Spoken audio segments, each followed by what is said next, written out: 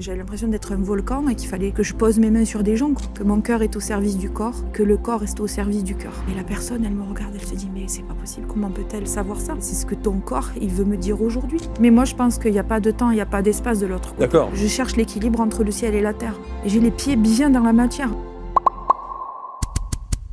Merci d'être avec nous, bienvenue. Voici le portrait donc d'Élodie qui est installée sur les canapés et je suis très très content de la recevoir et on va déjà, ouvrir une petite parenthèse enchantée avec un petit clin d'œil à son fils car c'est grâce à son petit garçon de 10 ans qu'elle est installée ici sur les canapés. Bonjour Élodie. Bonjour Marc. Merci d'être là, c'est vrai. Oui, c'est tout à fait vrai, C'est lui. C'est lui qui a poussé, qui a insisté parce qu'il a considéré que j'écoutais souvent et Les émissions, les portraits. Voilà, les portraits. Ouais. En rentrant de l'école et autres, entre deux rendez-vous, et il me disait « mais maman, t'es comme eux ». J'ai dit « non, moi, tu sais, je fais que des massages ». Il me dit « si, tu parles comme eux, t'es comme eux ». Et tu dois venir. Il faut y aller, il faut que tu y ailles. Quel est son prénom ? Léandro. Léandro. Merci Léandro, merci infiniment d'avoir poussé maman. Merci d'être là Élodie, masseuse, canal, coach. On va parler d'aromathérapie, on va parler de vos massages, on va parler de canalisation, parce que votre histoire là aussi, quand je dis que parfois dans ces émissions, il y a d'abord, il n'y a pas de jugement, et deux, on se retrouve face à des gens qui, d'un seul coup, reçoivent quelque chose, je dis souvent touchés par la grâce, et qui presque n'ont pas le choix que de s'orienter dans ce qu'ils font aujourd'hui. C'est votre cas ? C'est ça, j'avais plus le choix. En fait, ça faisait longtemps, mais c'est quelque chose que je mettais de côté, parce que chaque fois que j'avais essayé d'en parler avec mes parents, et notamment mon papa, il disait que c'était dangereux, fallait pas faire, donc il valait mieux éviter ça. Voilà, il m'avait raconté des expériences personnelles, plutôt de spiritisme, de table, de trucs qui bougent, donc il m'avait dit surtout tu fais pas. Et donc à plusieurs reprises, j'ai essayé d'y revenir parce que c'était assez fort. Et puis après, je me suis dit bon il faut faire autre chose, quoi. Et en fait, c'est des événements de vie, notamment la pandémie, comme pour beaucoup, qui m'ont amené à réfléchir autrement à ma vie. Et c'est dans un moment où vraiment tout allait bien pour moi, où j'ai décidé de tout changer, en fait, au niveau professionnel, on va dire, surtout. Vous étiez dans quelle activité ? Alors, la majorité du temps, gestionnaire de patrimoine. Mais j'ai un profil, on va dire, commercial. Qui n'a rien à voir. Qui n'a rien à voir. Mais j'ai toujours... je crois que c'est pas que mon métier d'aujourd'hui qui fait que je fais des ponts entre les gens et entre les mondes. Ça a été depuis toujours, quoi. Ouais. De toute façon... j'ai ce truc-là, même en voyage et autres. Les gens viennent naturellement s'asseoir à côté de moi et me raconter des trucs importants. Alors, il y a ce que j'appelle ces gens-là les aimants à confidentialité. C'est ça. C'est-à-dire qu'il y a des gens dans la vie qui attirent et spontanément, d'autres personnes ont besoin de se confier à des gens comme vous. C'est tout à fait ça. Et des événements, souvent qui sont importants ou charnières pour eux. Et ça s'arrête comme ça a commencé, on ne se revoit jamais, mais... ça peut être dans un aéroport, ça peut être dans un banc à Central Park, ça peut être... à chaque fois que je voyage, même dans la vie de tous les jours, à vrai dire, ça peut être avec l'hôtesse de l'air aussi, qui me raconte son métier parce que j'étais allée chercher un gâteau dans la nuit pour grignoter un truc. Et c'est toujours des choses assez poignantes, en fait. Et moi, j'adore... je parle beaucoup, j'adore parler, mais j'adore aussi écouter les récits des gens, quoi. Alors oui, parce que ça peut être aussi à double tranchant. C'est-à-dire que vous attirez, mais vous pouvez, à un moment donné, ne pas avoir envie d'écouter, de supporter et d'entendre parfois les doléances de chacun. Alors, non, ça ne m'a jamais dérangée. Bon. Par contre, quand j'ai commencé à me poser beaucoup de questions et que j'ai commencé ma thérapie, mes accompagnements aussi pour moi, j'étais considérée comme une éponge. Donc, du coup, on m'a quand même dit il faut que tu fasses ta thérapie avant d'accompagner les gens parce que ça va t'épuiser, quoi. Et vous avez choisi, là aussi, un angle d'approche, entre guillemets, thérapeutique ou holistique, on va dire, au travers du massage. Oui. Pourquoi le massage ? Alors, déjà, j'ai un grand fan, c'est mon mari. C'est votre cobaye. Voilà. Bon. Mais c'est-à-dire que à partir du moment où on s'est rencontrés, tous les soirs, j'ai massé les pieds, tout ça. Et c'est lui qui me disait... Quel bonheur. Il me disait, mais tu sais, je crois que tu as un talent, en fait, pour le massage. Et c'est pas parce que je suis amoureux que je te dis ça. Et je trouvais que c'était pas très objectif, parce que ça lui faisait plaisir. Eh oui.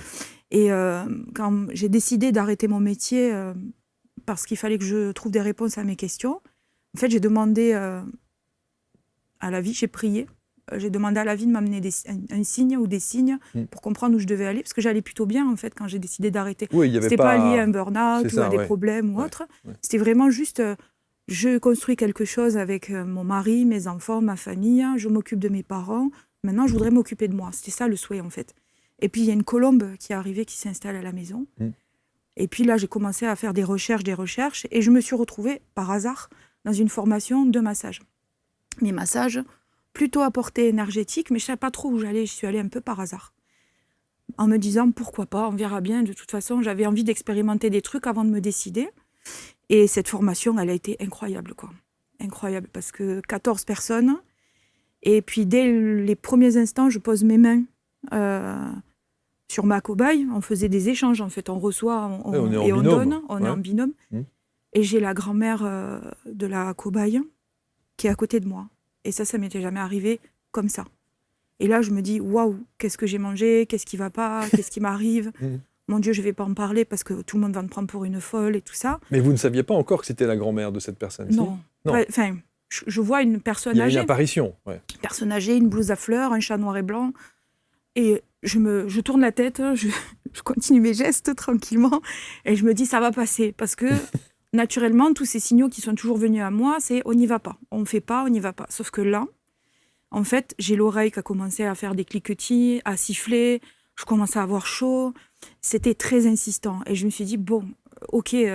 Donc dans ma tête, je lui dis, ok mamie, dis-moi ce que tu as à me dire, parce que là, moi, il faut que je travaille. Là, je suis en train d'apprendre. Et là, ça commence à me faire mal à la tête. Elle me dit, bon, il était temps. Et elle me dit ce qu'elle a à me dire sur sa petite fille, que je garde confidentielle. Là. Et je lui dis, bah, d'accord, mais avec tout ça, je fais comment? Parce que là, on est 14, en fait, si tu veux. Je ne vais pas pouvoir lui parler comme ça ouvertement. Elle m'a dit, t'inquiète pas, je m'en occupe. Et la formatrice, qui après le geste, la session de geste, elle dit, bon, écoutez, c'est très bien. Moi, j'ai pas l'habitude de faire ça, mais je sais pas vous, mais moi, j'ai besoin, là, j'ai chaud. J'ai besoin de sortir faire une pause de cigarette. Et celles qui sont fumeuses, vous pouvez venir. Tout le monde sort, sauf elle. Sauf elle. Donc, du coup, je me dis comment je vais lui dire ça et tout. Et donc, tous les détails collent, la blouse, la grand-mère, ce que je raconte. Et bon, elle pleure très fort. Je cherche des mouchoirs et tout parce que je me dis, il y a les autres qui vont revenir. Une cigarette, c'est peut-être 3, 4 minutes, 5 minutes. Je ne suis pas fumeuse, donc je ne sais pas trop, mais voilà, c'est l'idée que je m'en fais. Et bon, bah, du coup, elle était en pleine reconversion, elle se posait des questions et hop, elle a eu ses réponses. Et de là, je suis rentrée chez moi et je me suis dit, bon, ça va être autre chose, quoi. Ça ne sera pas des massages, simples massages qui font juste du bien. Il y aura quelque chose. Donc voilà, je commençais une thérapie, je suis fait plusieurs stages immersifs, des choses comme ça, avec une thérapie conventionnelle et puis des choses plutôt holistiques, et ça m'appelait beaucoup. Et du coup, j'ai encore des doutes et encore du mal à croire à ce que j'entends, ce que je reçois. Mais ça n'empêche que quand je délivre le message, c'est exactement ce que la personne elle avait besoin d'entendre ce jour-là. La question qu'on peut se poser, c'est de savoir, est-ce que le massage est un support? Est-ce que c'est un lien? Est-ce que c'est un canal? Est-ce que vous pourriez le faire sans le massage? Je peux le faire sans, mais j'ai ce besoin de toucher. Et parce que c'est lié à l'histoire familiale, ma grand-mère, et pourtant les magnétiseurs, ils ne touchent pas, ils passent au-dessus. Mais moi, j'ai ce besoin de toucher, je ne sais pas pourquoi. Mon arrière-grand-mère, elle était rebouteuse dans son village. Mais moi, je ne le savais pas, je ne l'ai pas connue.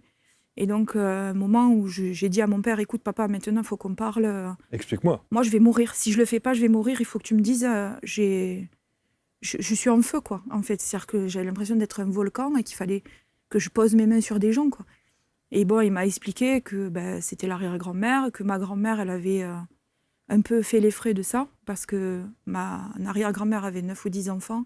Du coup, c'était ma grand-mère qui était l'aînée qui s'en occupait. Et du coup, voilà, elle aussi, je pense qu'elle était équipée, mais elle n'a pas trop voulu le faire parce qu'elle a eu elle-même 7 enfants. Et mon père, quand j'étais petite, il me faisait les mains qui soignent, quoi, mais il n'expliquait pas. C'était juste comme ça. Mais bon. Et ça marchait pour le coup?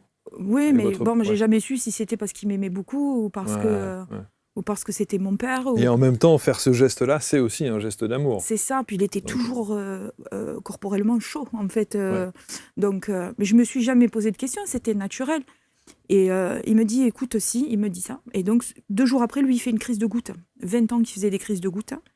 Je lui dis, papa, moi j'aimerais bien essayer avec toi. Il me dit, écoute, d'accord.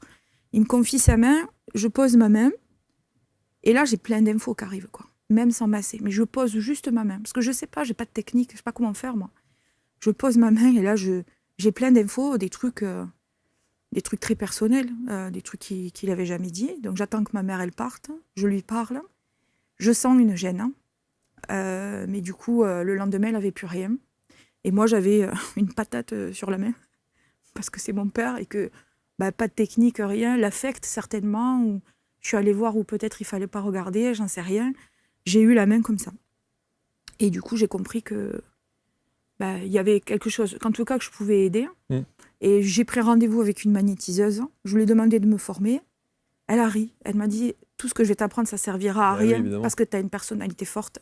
Tu feras ce que tu as envie. Parce que déjà, quand elle m'a dit, scanne mon corps et regarde, parce que moi, j'avais des doutes. Hein. Je pensais que c'était pas vrai, ou peut-être que j'étais pas... Encore des doutes? Tout le temps.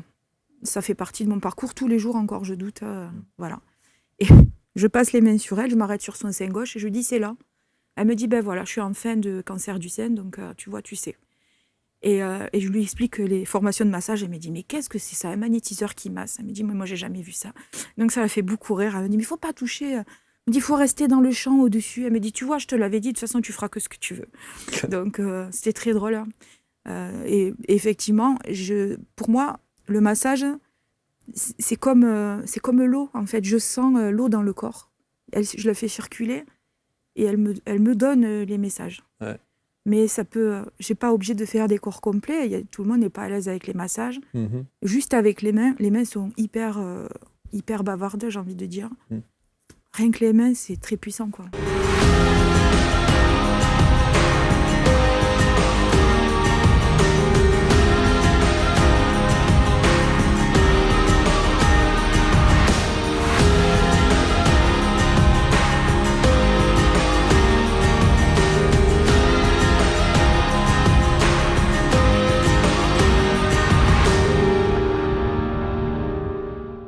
C'est toujours...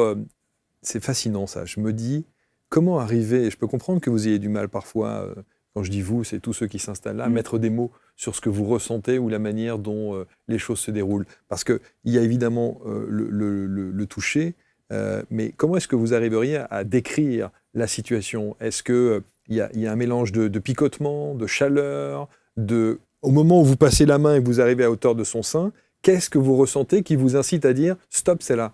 J'ai mal au sein. Ah aussi? Ça me traverse, toujours.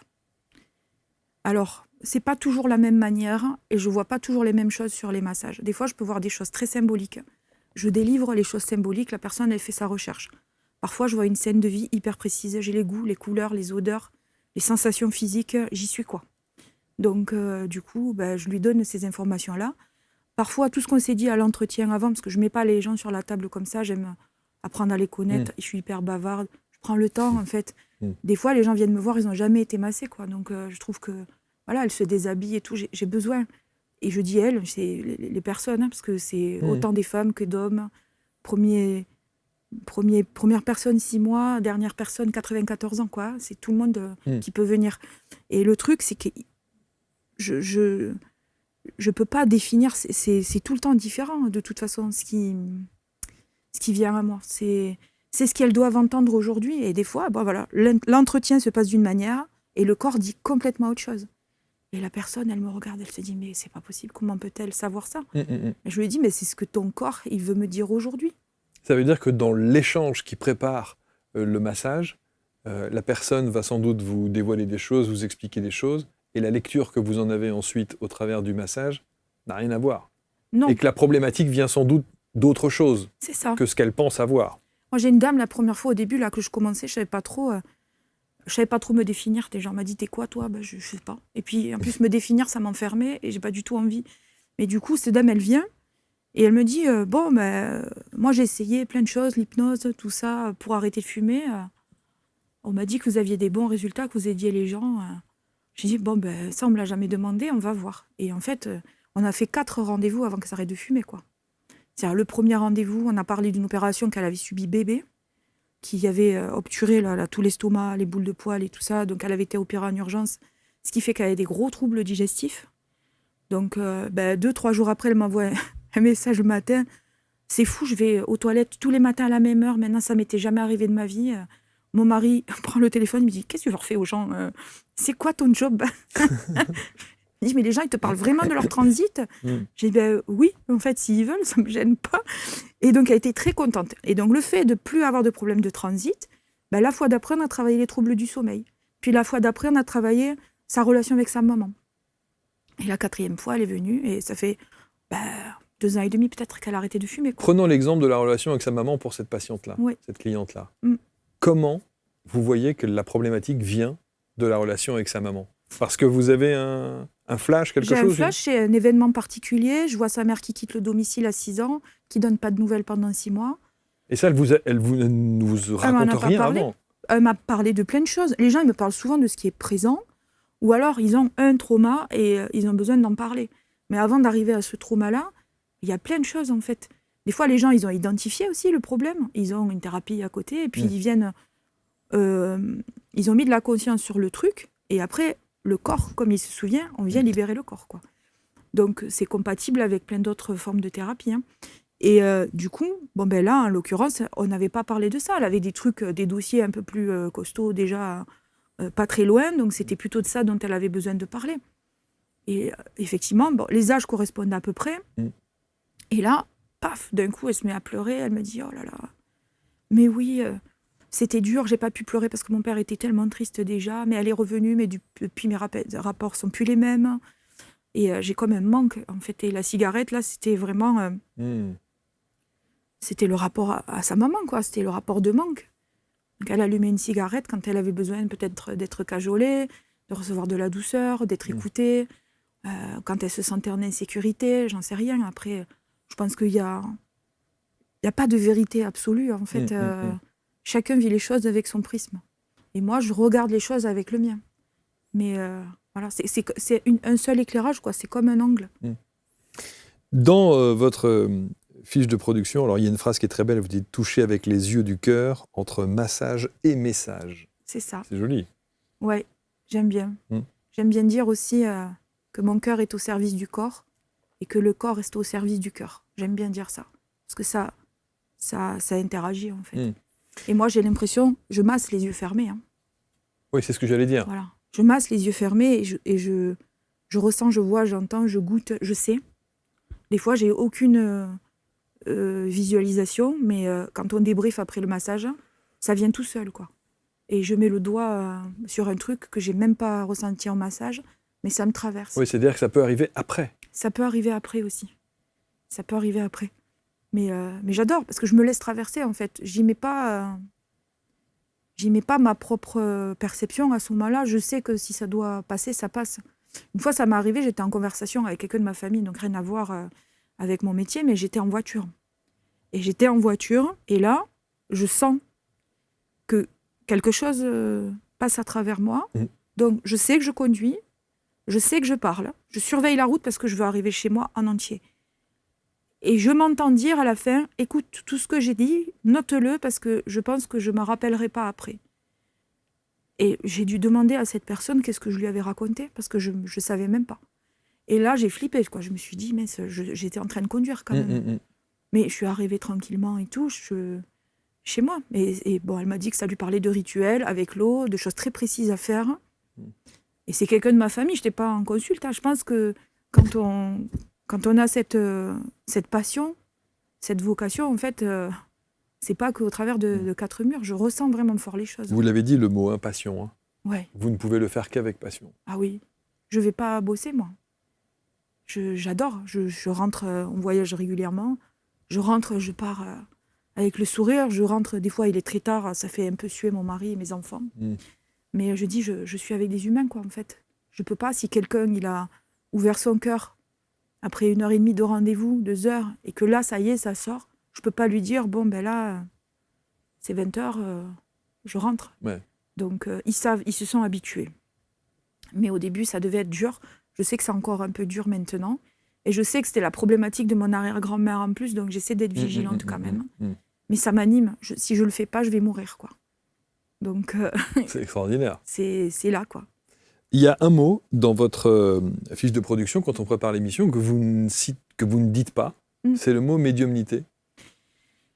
Et oui, parce que ça fait peur aux gens. Et moi, j'ai pas envie de leur faire peur, en fait. Parce que même moi, je sais pas trop ce qu'il veut dire. C'est ce de la mot. médiumnité, hein. Quand vous êtes en contact avec la grand-mère de la personne qui est allongée en face de vous, c'est de la médiumnité. Oui, mais je peux pas garantir qu'il va se passer ça sur mes consultes. Bien sûr. À aucun moment. C'est ce qui me plaît, c'est que moi, je cherche l'équilibre entre le ciel et la terre. Et j'ai les pieds bien dans la matière, quoi. J'ai 4 enfants, donc déjà, je peux pas trop m'évaporer dans tous les sens. C'est ça.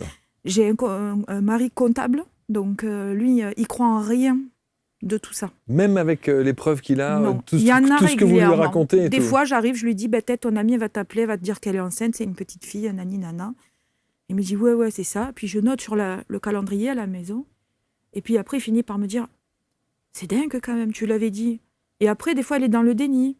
Ça dépend, enfin, des gens de sa famille, de ses amis et tout. Mais ça arrive à moi. En fait, je ne peux pas faire autrement. Comme les gens, quand ils vont mourir, régulièrement, ils viennent me voir avant de mourir. Et ils m'expliquent que c'est en général à peu près 1 an avant. Il n'y a pas de date précise. Ou quand ils sont décédés et que je connais la personne, ils peuvent venir me voir aussi. Et me dire ce qu'ils ont à me dire. Mais donc, attendez, vous avez une apparition 1 an avant le décès de la personne ? Oui, mais moi je pense qu'il n'y a pas de temps, il n'y a pas d'espace de l'autre côté. D'accord, mais donc, sur notre plan-là, il se passe 1 an. Ah oui, il se passe 1 an. Mais alors, mais vous connaissez cette personne, non ? La plupart, je les connais, parce que ça me permet de dire. Après, il y a même des trucs très perso et qui sont difficiles. Quand c'est pour les autres, c'est presque plus facile. Là, l'année dernière, j'ai une de mes nièces qui est décédée à 43 ans. Et du coup... Donc vous le savez 1 an avant ? Je ne savais pas 1 an avant, mais quand elle a eu son premier cancer, j'ai prévenu quelqu'un d'autre de la famille. J'ai dit, ça ne s'arrangera pas. Je le sentais. Et bon, j'ai essayé d'aller au plus souvent chez elle les derniers temps. Et quand on s'est vu la dernière fois, elle m'a dit, je sais que tu sais que c'est la dernière fois qu'on se voit. Et je partais au Mexique. Et je lui ai dit, mais est-ce que tu veux que je note des trucs pour ton mari, tes enfants, tout ça ? Est-ce que tu veux ? Elle m'a dit, non, t'inquiète pas, je te le ferai passer d'une manière ou d'une autre. Tu sais que tu le recevras. Et quand le jour où elle est décédée, j'avais été prévenue avant que c'était la fin. J'avais fait des messages, elle n'avait pas pu me répondre. Elle était trop mal. Et quand c'est arrivé, je portais un chapelet.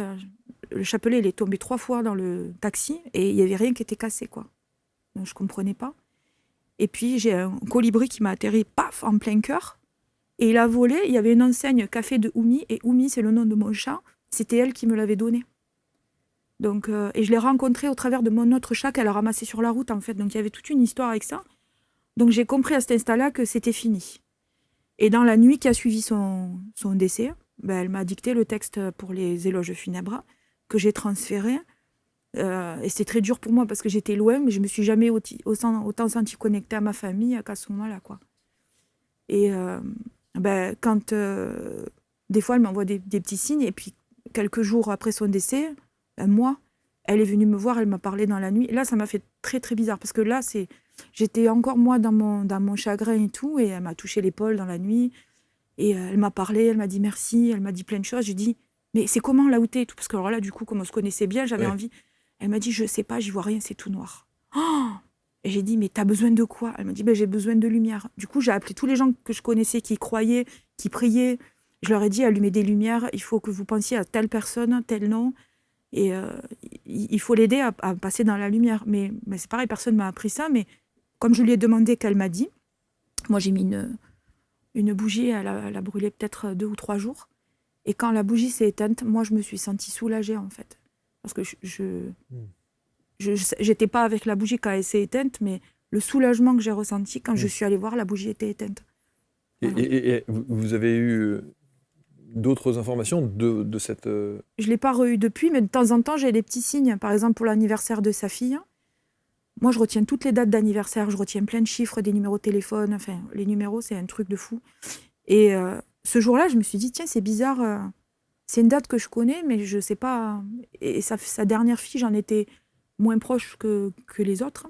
Elle est née, sa maman est tombée malade, elle avait 2 ans. Donc, et là, je vois un cœur dans le ciel. Et j'entends, c'est Lily. Et c'est sa fille, quoi. Du coup, je prends la photo du cœur dans le ciel, parce que je me dis, c'est incroyable. Et je fais un message à sa fille, je lui dis c'est un jour particulier pour toi aujourd'hui? Et ben, elle me dit bien sûr, Tati, c'est mon anniversaire. Donc voilà. Et c'est des petits trucs comme ça, il y en a régulièrement. Mais encore une fois, effectivement, le mot médiumnité vous effraie un peu, en tout cas effraie vous n'avez pas envie d'effrayer ceux et celles qui vous consultent, mais vous pourriez même ne pas faire de massage et faire des consultations comme ça, en direct. Peut-être, mais j'aime vraiment trop masser. Ouais, en masser, fait. ouais, c'est ça. Ouais. C'est comme une danse pour moi. Je ferme les yeux, je pose les mains et il y a quelque chose qui se passe en fait.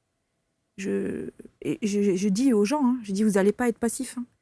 En fait, cette danse, elle peut se faire que si on est deux, quoi. Et j'ai des gens des fois qui sont très, très tendus sur la réserve et tout. Et quand je sens que le corps, il se relâche, là, il y a des trucs exceptionnels qui se passent. Et je sais que c'est mon moyen à moi d'aider, quoi. Donc, je trouve que la canalisation, pour moi, c'est un outil, c'est pas une fin en soi. Bien sûr. Ce qui, pour moi, important, c'est le massage et c'est la libération du corps. Vous cherchez à découvrir le yoga, sans pression ni jugement? Bienvenue à notre cours de yoga complet et gratuit, créé et animé par Lily Mika en exclusivité pour ABC Talk. Ici, pas besoin d'être souple, ni de performer. Découvrez le yoga décomplexé, une approche qui casse les codes, adaptée à tous les corps, tous les âges, tous les niveaux. L'accent est mis sur l'écoute de soi et sur l'adaptation des postures à votre morphologie, et non l'inverse. Rejoignez-nous pour un moment de bien-être, où l'essentiel, c'est d'être à l'écoute de soi. Inscrivez-vous dès maintenant en cliquant sur le lien situé en haut à droite de l'écran ou dans la description de la vidéo et vivez l'expérience du yoga en toute simplicité. Et est-ce que c'est pas parfois un peu lourd? Non, j'ai l'impression d'être à ma place, en fait. Je suis à ma place. Et quand il y a des événements qui vont pas dans le sens de ce que j'avais prévu, je sais que c'est parce qu'il y a quelque chose qui est prévu pour moi, quoi. Donc, notamment hier, quand j'ai loupé mon train et tout ça, j'ai fait un trajet exceptionnel, quoi. Et je me suis dit, bon, je suis au bon endroit, enfin, à chaque fois. Donc, j'adore, je saisis ces moments, quoi. L'aromathérapie, c'est aussi un angle que vous abordez, c'est aussi un support que vous avez? Oui, alors initialement j'ai créé des consultes en aromathérapie, je n'en ai pas fait une. Mais c'est l'outil que j'utilise pour les massages. Pour moi, les plantes, ça me parle beaucoup depuis que je suis petite, je retiens tout le nom des plantes et tout ça. Je sais que c'est ma grand-mère côté maternelle, elle par contre, qui les mélangeait, qui faisait des onguents, des choses comme ça pour se soigner sa famille. Et ma mère a transmis son amour des plantes, ses jardins de chez elle. Enfin voilà, il y en a de partout. Et moi j'adore, j'ai toujours utilisé ça, mais sur le plan perso. Et quand j'ai commencé à vouloir intégrer ça dans les massages, j'ai une amie qui m'a dit, on rigole pas avec ça. Elle m'a dit, parce que les gens, tu sais, ils vont aller sur ce que tu dis que tu sais faire, mais que tu peux pas prouver. Donc c'est pour ça qu'il y a pas mal de formations. Et notamment pour comprendre la structure moléculaire des plantes, les interactions avec les éventuels médicaments. Après, moi, je connais pas le Vidal, mais quand j'ai un doute, j'utilise pas. Ça, c'est évident. Et c'est aussi pour ça que l'entretien est un peu long, parce qu'à un moment, on va sur le médical pour savoir ce qui est en place ou pas, quels sont les problèmes circulatoires, les choses comme ça. Mais pour moi, la plante, elle a des messages à délivrer aussi, quoi. Et une plante seule peut délivrer énormément de messages, mais une synergie avec simplement 2 plantes peut donner des centaines de messages, quoi. Et c'est pareil avec les gens, en fait, c'est le lien. Donc, en fonction de ce que les gens, au niveau émotionnel, ils ont besoin de trouver ou de libérer, je sais quelle plante il faut utiliser intuitivement. Mais ça me rassure de savoir que sur le plan biologique, je ne vais pas les détraquer, quoi, ou leur nuire. Mais je crois que ce qui vous caractérise, j'ai le sentiment, c'est que c'est ce mot lien. Hein.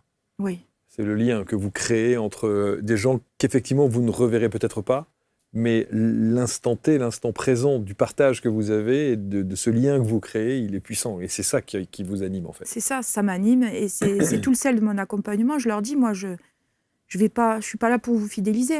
Quelqu'un qui vient me voir, qui me reprend un rendez-vous 10 jours après, je dis non. En fait, ça marche pas comme ça. Laisse à ton corps et ton esprit, à ton cœur, ta tête, à tous là, de se mettre d'accord sur ce qu'ils viennent de recevoir. Tu reviendras plus tard. Et après, l'idée, c'est de plus les revoir, les gens, en fait. Moi, mon intérêt, c'est qu'ils deviennent autonomes. C'est pas d'être un doudou, quoi. Alors, la question aussi qu'on a envie de savoir, c'est de se dire que est-ce que votre arrière-grand-mère, qui visiblement était plutôt pas dans le déni, mais qui évitait d'en parler, est-ce que vous l'avez ressenti? Est-ce que vous l'avez vue? Est-ce qu'elle s'est manifestée? Parce que vous êtes en fait sa digne héritière? Ouais, ma grand-mère, Votre arrière-grand-mère? L'arrière-grand-mère, elle a fait... Celle qui était rebouteuse, Voilà. etc. J'ai pas de lien avec elle, mais j'ai ma grand-mère avec moi. Ouais. Et c'est elle qui est à l'origine de tout au niveau de ma thérapie et tout, quoi.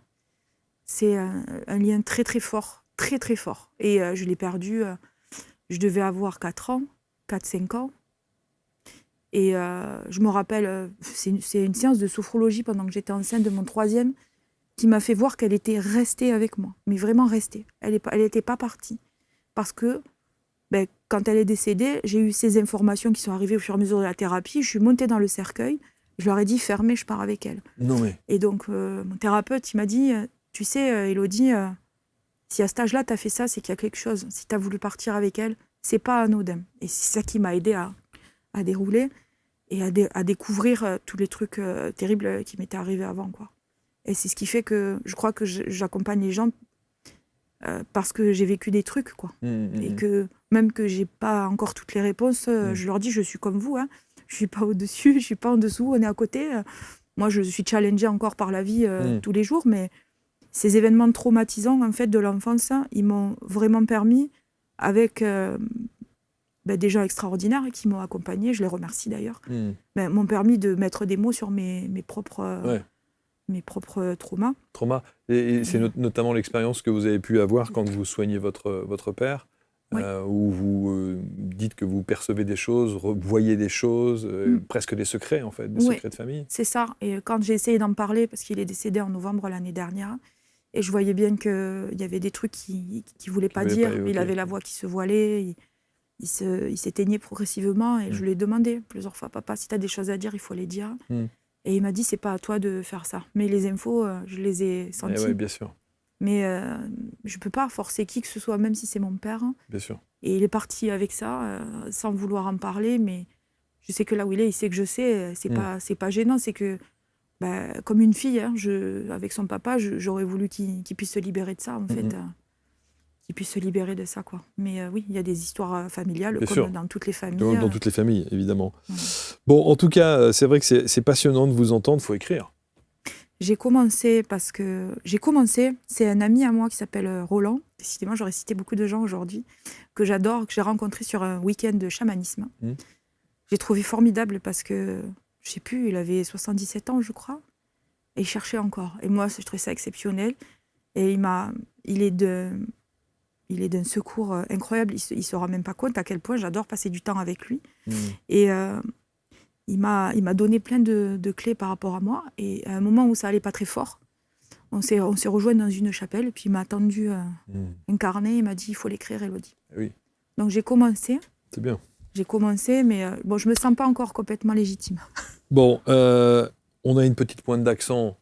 Bien du sud, ouais. Bien du sud. Ouais. Vous êtes de Béziers. Béziers. Voilà. D'accord. Enfin, ma commune est à côté. Mais... Et on aura évidemment facilement compris que pour bénéficier des messages, j'allais dire, et des massages d'Élodie, il ne peut y avoir que du présentiel pour le coup. Oui, oui, mais c'est bien. Donc il faut venir du côté de Béziers. Il faut venir du côté de Béziers, mais il n'y a rien d'impossible. Moi, j'ai des gens qui viennent de Norvège, de Chine, d'Irlande, du Laos, de l'île de la Réunion, des gens qui viennent de partout. Je pense que quand on veut, les choses... Et le magnétisme dont vous parlez, à distance, vous ne le faites pas ? Ça marche, mais je ne veux pas monétiser ça. Je fais payer un massage. Tout le reste, je ne peux pas le faire payer. Je ne sais pas comment expliquer ça. C'est comme ça. Alors, ce que vous venez de dire là... Ça va rendre dingue plein de gens. Non seulement ça, mais c'est-à-dire que vous allez crouler sous les demandes, évidemment. Oui, mais je ne ferai pas à distance, c'est pas possible. Enfin, vous n'en faites pas du tout pour le coup. Je vais me respecter quand même, parce que sinon ça va être très compliqué pour moi de répondre à toutes les demandes. Bien sûr. Par contre, ils peuvent venir se faire masser, c'est ce que je dis. Bien sûr. Là, j'ai rencontré il n'y a pas longtemps quelqu'un qui venait parce que sa maman était décédée, on a discuté, elle m'a dit combien je te dois. Je lui ai dit rien du tout. Elle me dit mais quand même j'ai pris ton temps. Je lui ai dit ça me fait plaisir, par contre tu viendras te faire masser. Et donc, je sais qu'elle reviendra se faire masser. Voilà. Élodie Pacou-Pujol, c'est vraiment un beau portrait. Je trouve je vais vous dire sincèrement, on sent l'authenticité dans vos propos. C'est-à-dire qu'il n'y a pas, on joue pas quoi. Il n'y a pas il y a rien de théâtral, il y a pas de posture. Vous accueillez les choses. Non, je suis quelqu'un comme tout le monde. En fait, je suis une maman de 4 enfants qui a fait une reconversion, qui est passionnée par ce qu'elle fait. Ouais. Et j'ai envie de partager. J'ai ouvert une maison du bien-être. Il y a d'autres filles qui travaillent avec moi et j'adore parce que voilà, on apporte plein d'éclairages différents et j'ai envie d'aider en fait, genre, des points lumineux quoi. Magnifique. On met tous les liens pour que vous puissiez rentrer en contact avec Élodie autour de cette vidéo. Dernière question, je la pose à tout le monde. Qu'est-ce que vous aimeriez qu'on retienne de vous? J'avais pas anticipé ça. Ou de cet entretien? De cet entretien, que ce que les gens voient là, c'est qu'une partie. J'ai l'impression d'être un oiseau quand même. Et j'ai pas du tout envie qu'on m'enferme dans quelque chose de précis. Et que pour savoir ce que c'est vraiment, il faut tester. Faut tester, oui, absolument. Voilà. On expérimente. On expérimente. Et on partage. J'ai de tout. J'ai des traits cartésiens qui viennent et tout ça. Et qui ressortent légèrement modifiés. C'est ça, en tout cas, voilà. Ils reçoivent un massage et après, il y a peut-être des choses qui se passent. Ouais, c'est ça qui se passe, voilà. Absolument. Merci beaucoup, Élodie. Merci, Marc. Merci infiniment et merci à... Léandro. Voilà, bravo de nous faire connaître ta maman. Formidable. Vous partagez, évidemment, vous commentez avec bienveillance et on se retrouve très très vite pour un prochain Portrait Index. Salut.